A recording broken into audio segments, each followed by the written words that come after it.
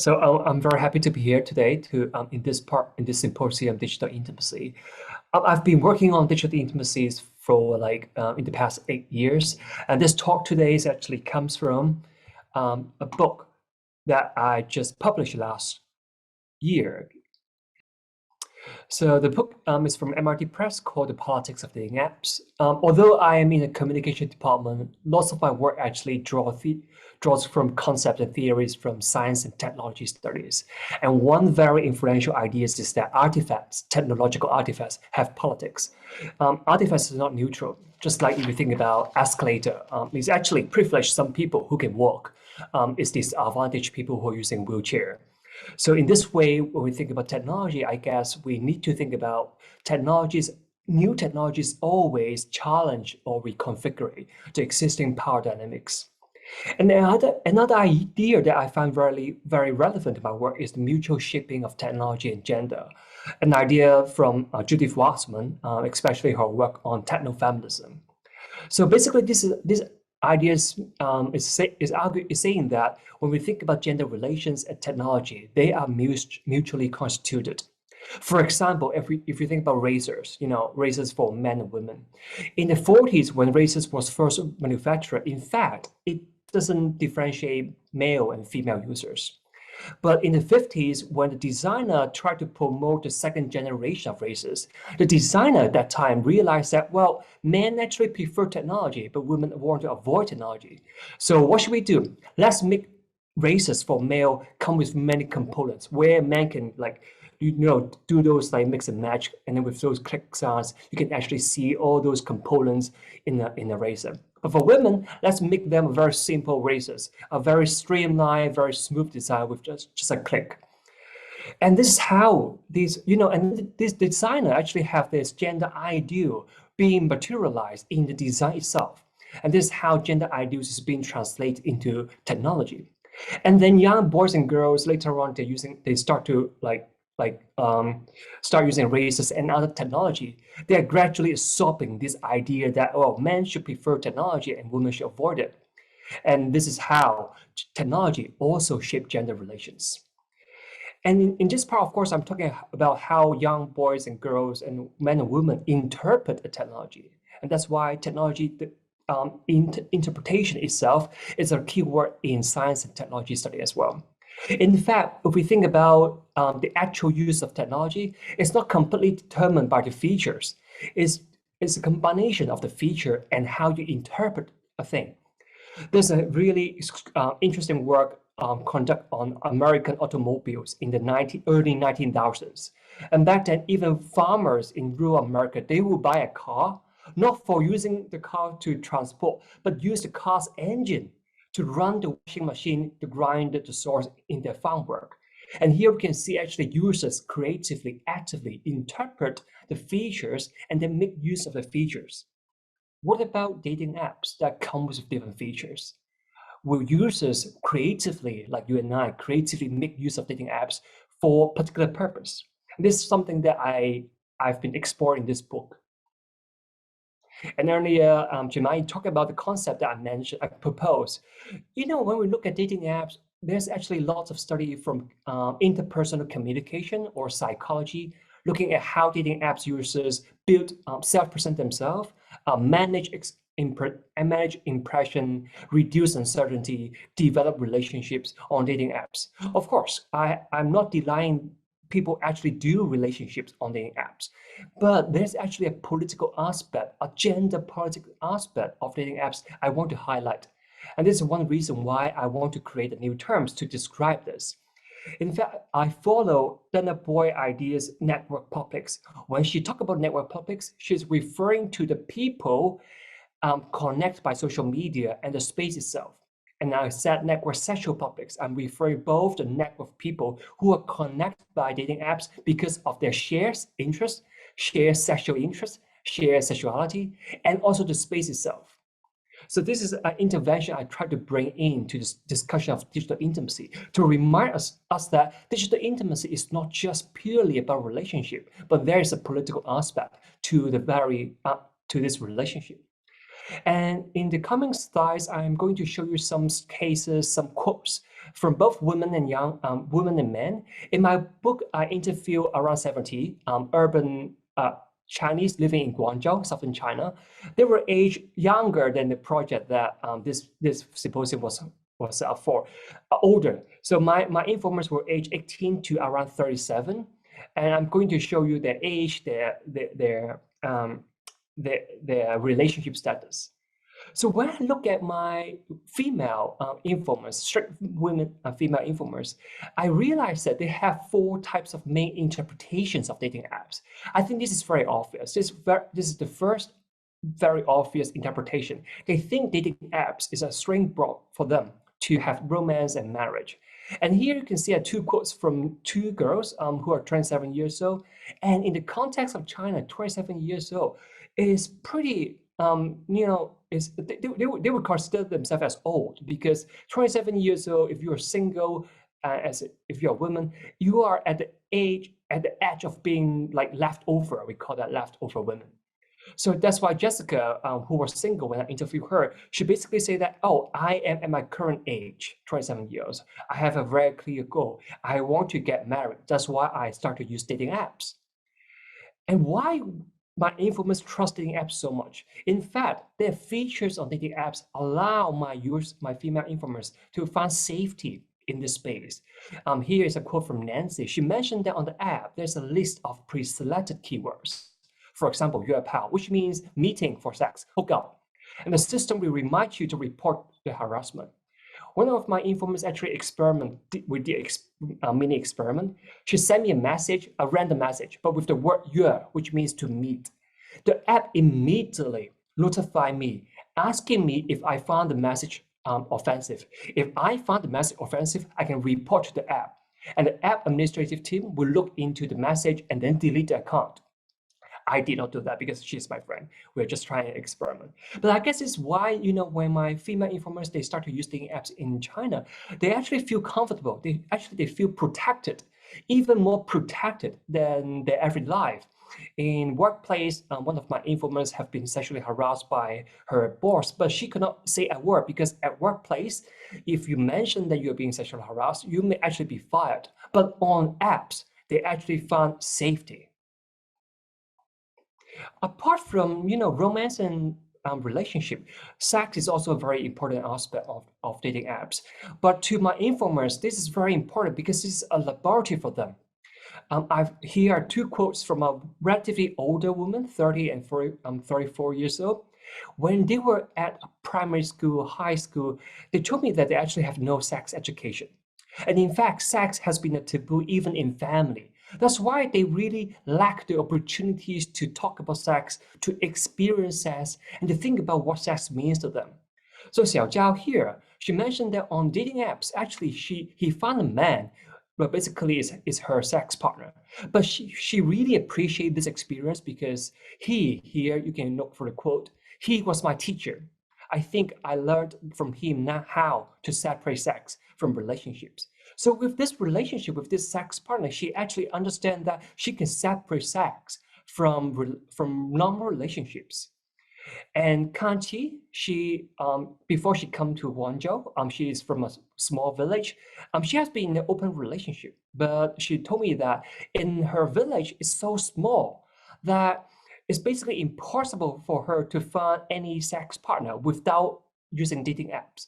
So the apps to some urban Chinese women actually allows them to explore their sexuality.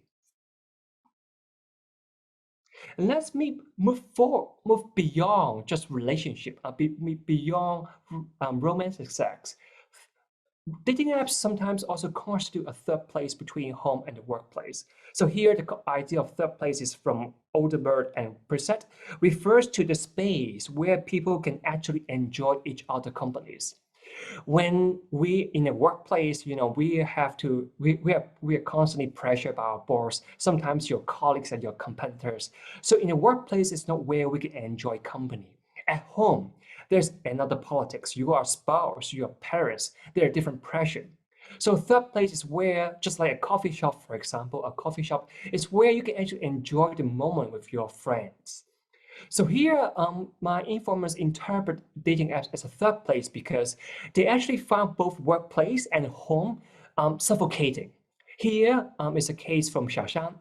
So Xiaoshan also, she came to Guangzhou to work. She's from another province. And actually, when she came to Guangzhou, she's already married. She left behind her husband and her child in her hometown. And the funny thing is that when I and her, like well, I think she contacted me on dating apps because I advertise later on can share how I recruit participants, and she willing she accept my interview, and but she said that can we have the interview at 1 a.m. midnight because she worked in a hotel as a masseur, so her working hours is really long, and during the interview she also told me that all her colleagues are her competitors basically in masseur industry. So that's why she cannot share her worries at work. But in China, lots of people use WeChat. They can share their like moments. They can share their status.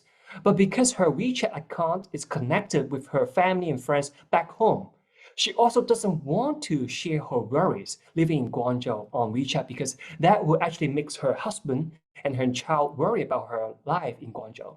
The only way that she can share her feeling is actually through a dating app. So in dating app in China, some of them actually come with like a status feature. It's like a Facebook status. However, on those dating apps, whenever you share a status, people around you in around 5 kilometers, they can see your status. So that's why she can be guaranteeing that her husband and her children will not read those messages because only people around her can read those. Another case is Jennifer. So she's divorced with a son, and she worked in a very conservative company. And basically, in her company, she cannot mention. Well, people knows that she is a single mom, but she cannot keep mentioning this because in her company, being a single mom is stigmatized. But at home, she basically have to take care of her son. So to her, again, dating apps become a third place where she can actually find friendships. And now I want to move to more a more philosophical interpretation of dating apps. So dating apps to some of my informers actually a door to new worlds. Here, Katie, she mentioned that before she start using the apps, she doesn't go to bars. She thinks that the bars are very like a very dirty, very risky, dangerous place. But after using dating apps, here she used OkCupid. She's actually start going to bars with friends, meet on like dating apps. Of course, this sounds very very mundane. What's so special about going to bars? But to her, that shift from not going to bars, not meeting new people, suddenly going to bars, start to enjoy exploring the world, it's like opening an entire new world for her life. And very similarly to like Xiaolan, 23 years old, she also come from rural China, and when she come to Guangzhou, she actually studied master degree in anthropology.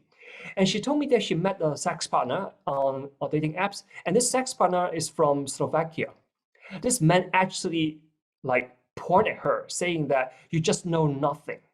And at that point she feel angry, but also ashamed of herself because she realized that literally she know nothing about the world except studying. And then after that, she started to read news every day, try to make sure she know the world. Both these cases actually illustrate how dating apps is not a platform just for sex relationships. It's actually a platform for a whole person development. And here is how dating apps become, because of its importance, because of its features, actually allows this woman to be empowered, to allows this woman to be better. But apps, dating apps also have lots of men. So here I want to show you two simple cases and how men make use of dating apps uh, to reassert their dominance. Here is from Fred. So if I have to describe Fred, I think he is one of these pickup artists on dating apps. Pickup artists are usually men who are very skillful at seducing women into sexual relationship with them, and they usually use the number of sex they have with men as something that they are very proud of.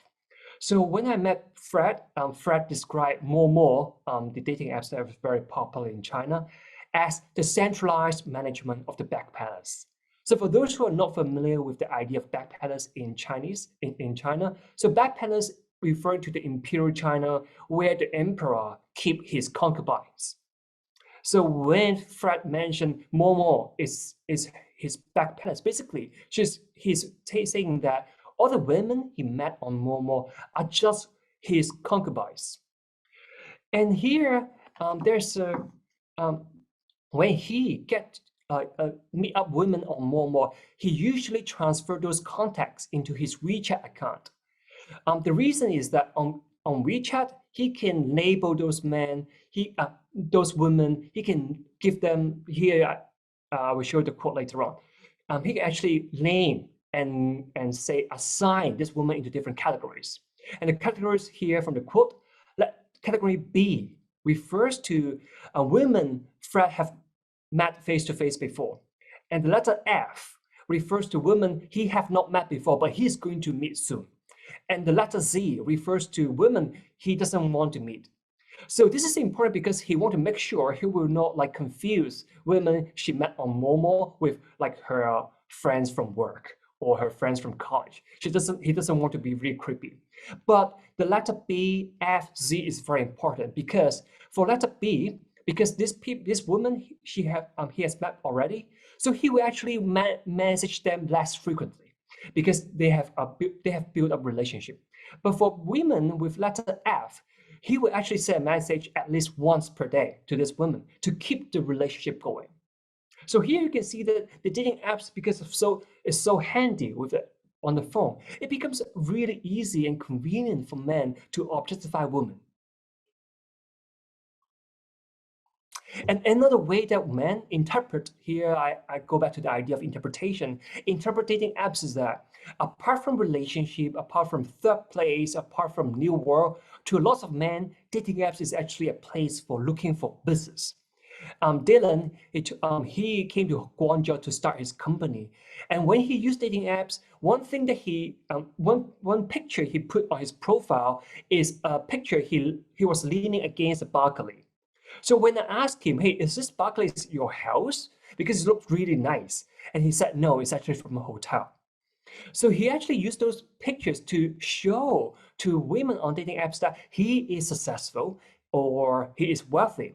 But apparently he's not. And when I asked him, so why did you use dating apps? He actually mentioned that he used dating apps for business. Here is the quote. I look at their profiles, see if they run their own businesses or in the process of starting up businesses. I add those who show a sense of his word entrepreneurialism and talk to them, learn from them. So basically, and then I ask him, so do you also add men? Like if you are like on Momo or Tantan, actually you can find male users. If you see some man who are actually starting a business, will you also add this man as your friend? No. So basically, when I asked him, so why do you use dating apps? He said it's for business. But then when I dig into this, he actually admit that he will only approach female in this area. And here you can see how he framed using dating apps um, as business, as a very legitimate in Chinese sense because it's business, as a very legitimate. I'm not here looking for sex. I'm not here looking for relationship. I'm just here for business. But in reality, he only interested in women. So here you can see how he consciously or unconsciously framed his intent views. So what I show you, like in just few slides, that it is true. There are dating apps because of the features. There's room for women to feel empowered, to explore things that they cannot. There's actually room for feminist resistance and agency. But in sexual network topics, there's also a threat of predominance because men also make use of the very same features to reassert their masculinity. And I think this is that's all I have prepared in these 20 minutes, but I'm happy to discuss more afterward. Thank you so much.